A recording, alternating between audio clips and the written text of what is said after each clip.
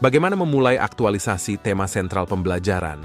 Dalam diagram terlihat proses menyiapkan Initial Learning Map yang siap diaktualisasi, yang dimulai dari tahap membuka file template Initial Learning Map.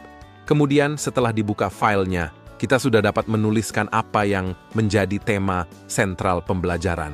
Selanjutnya, Initial Learning Map siap untuk diaktualisasi melalui proses self-brainstorming, melalui metode free writing, plus mengikat makna.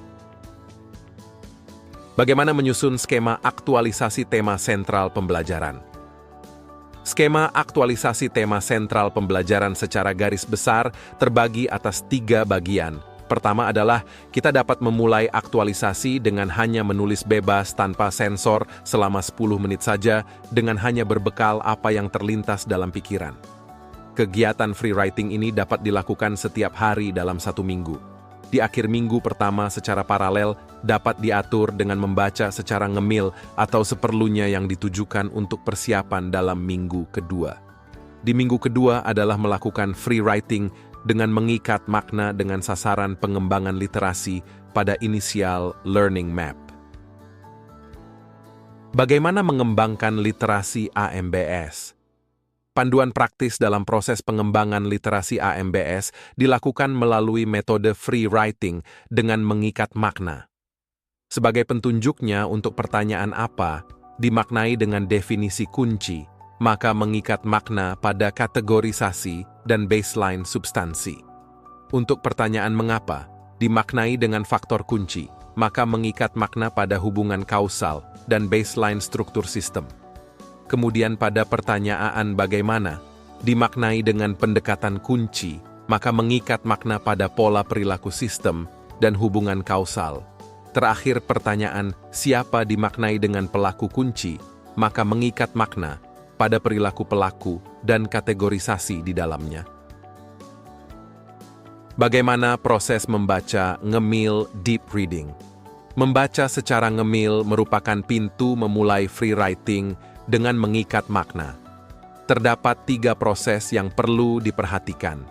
Pertama adalah membaca ngemil merupakan kegiatan membaca sumber literasi yang tidak banyak namun bermakna.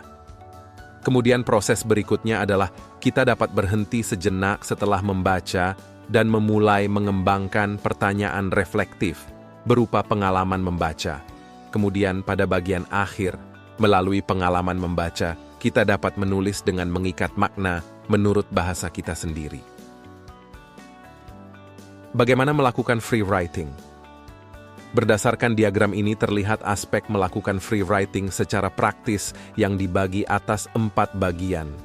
Pertama, metode free writing adalah bagian dari proses self-brainstorming dengan menulis pada apa yang terlintas dalam pikiran kita. Seandainya terjadi stagnasi pemikiran, maka kegiatan free writing dapat dibangkitkan dan dibantu melalui kalimat bertanya. Dalam melakukan free writing tidak boleh mengedit apa yang sudah ditulis atau diketik. Biarkanlah proses tersebut mengalir secara alamiah. Selanjutnya, proses free writing dibatasi dengan disiplin waktu dengan alarm selama 10 menit dan kemudian berhenti menulis. Bagaimana melakukan free writing dengan mengikat makna? Proses ini sedikit berbeda dengan model free writing. Pada model ini sudah ada kegiatan membaca ngemil atau bermakna.